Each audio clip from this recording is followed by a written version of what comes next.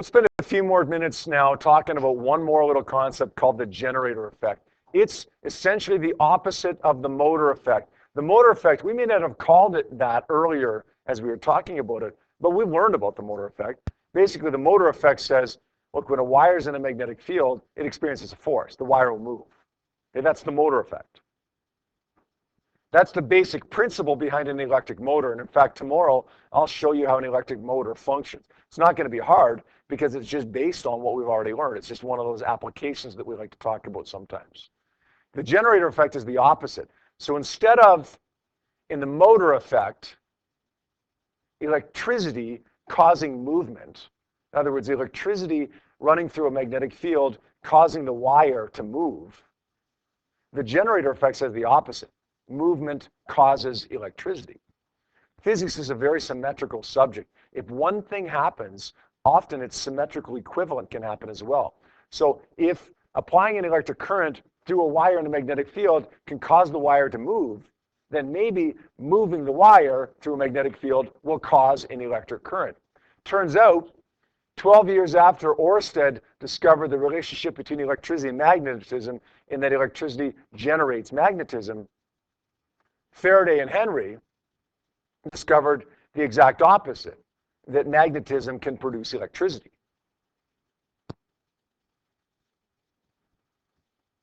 The way that we do that, the way that we generate electricity from magnetism, is by moving the wire, by moving the conductor through the magnetic field.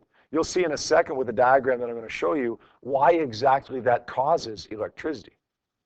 Okay, for the time being, for the next 2 minutes, you're just going to have to trust me on that. So in essence, it's the exact opposite, or we can say the complement, though, to Ørsted's discovery. Electricity generates magnetism. Magnetism generates electricity. So by 1831, we have the main relationships between electricity and magnetism discovered. We can now not only make an electric motor, but we can also generate electricity. We can make electricity now. This discovery in 1831 is the basic principle behind just about every bit of electricity generation that we use in the world today. There are exceptions, like solar power is not based on this principle. The vast majority of it is based on this principle. In Alberta, we generate about 80% of our power by, anybody know? How's most of our power generated in Alberta?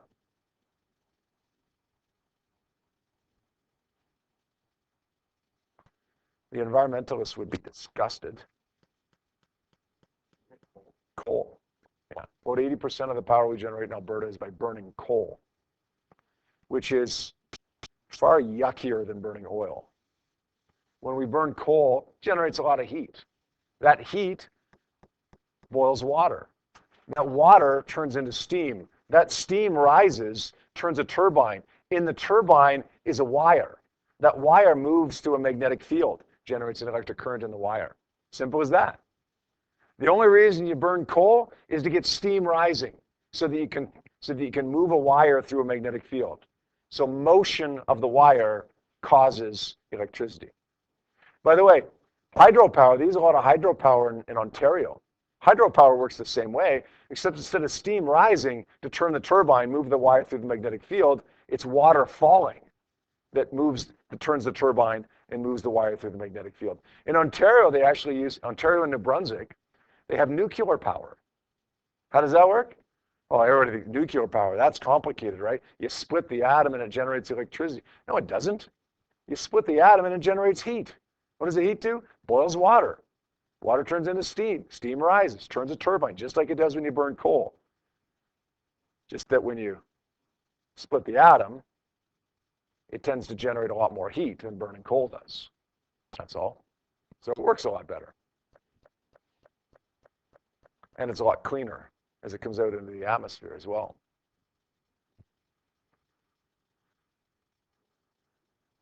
So the basic idea here is, instead of having a wire in a magnetic field with a current, moving because of the current in the field, we're going to cause the wire to move ourselves. We're going to push it. We're going to have steam push it. We're going to have falling water push it. We're going to push it somehow ourselves.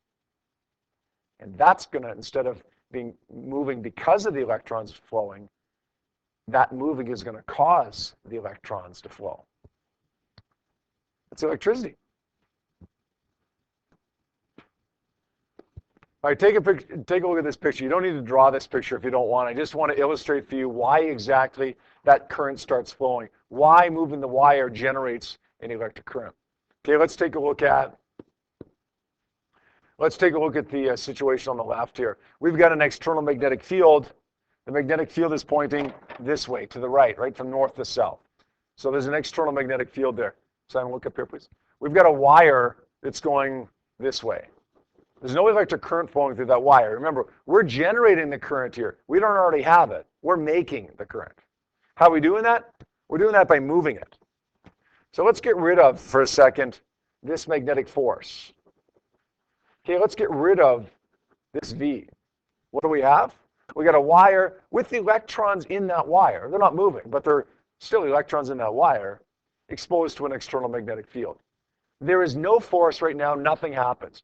But as soon as I move this wire by pushing it with my hand or by pedaling on some kind of bike that will generate electricity or by steam rising because of the coal-fired power plant, then this wire, along with the electrons inside the wire, start moving upwards. So we got a motion of the wire upwards now. That includes the electrons in the wire. Let's use a hand rule, the hand rule for deflection. The electrons are now moving upwards. So let's stick our thumb upwards, the direction that the particles are moving as a result of me pushing the wire. Fingers in the direction of the external field, which is from north to south there. My palm points out of the page. That means there is a magnetic force on the electrons out of the page. So what happens to that electron as it experiences a magnetic force out of the page? It starts moving out of the page. It starts moving along the length of the wire. So look what we've just done. We've pushed the wire with our hand upwards, and we've caused the electrons to start flowing through the wire out of the page. If you completed the circuit there, put a light bulb in the middle, guess what happens to the light bulb? Lights up. Because now you got electrons flowing through it. All because I pushed that wire upwards through the magnetic field. Does that make sense? That's called electromagnetic induction. It's the generation of electric current simply by the movement of the wire within the magnetic field. Now, there are two more ways that we can actually generate electric current in a similar way here. We've discussed how if you move the wire through the magnetic field, you produce a current. There's another simple way that you guys can come up with right now. Instead of moving the wire relative to the magnets, we could move the magnets. Okay? If we dropped these magnets and left the wire where it was, it would accomplish the exact same thing. Now the other way, which is a little bit more complicated, couldn't do it with this setup. One second, guys. Instead of moving the wire or moving the magnetic field, if we actually changed the value of the magnetic field, so weakened it or strengthened it, we'd have the same effect. Weakened the magnetic field and then strengthened it, then we would induce an electric current as well. Make sense? All right, so remember your homework for tonight, guys. It was those practice problems that we saw on F is equal to ILB. In addition, you have your lab due tomorrow. Have a good night, everyone.